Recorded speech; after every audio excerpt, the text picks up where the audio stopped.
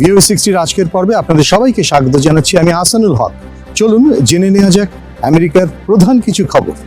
সিরিয়ার president Bashar আল আসাদের পতনের পর ইউএস সেন্ট্রাল কমান্ড বলেছে তাদের সেনাবাহিনী রবিবার সিরিয়ার কেন্দ্রে ইসলামিক স্টেটের কয়েক ডজন অবস্থানের ওপর বিমান হামলা চালিয়েছে। প্রেসিডেন্ট বাইডেন আসাদ প্রশাসনের পতনকে ন্যায় বিচারের মৌলিক পদক্ষেপ বলে অভিহিত করেন।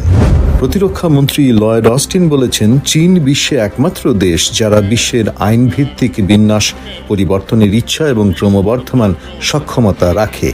অস্টিন সোমবার জাপানের নৌঘাঁটি ইয়োকোসুকায় আমেরিকান নাবিকদের উদ্দেশ্যে বক্তব্য রাখছিলেন।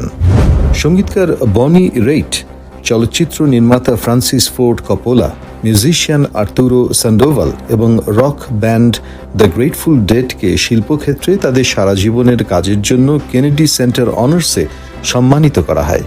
হার্লেমের বিখ্যাত অ্যাপোলো থিয়েটারকেও সম্মান জানানো হয়। VO60 আজ এ পর্যন্তই।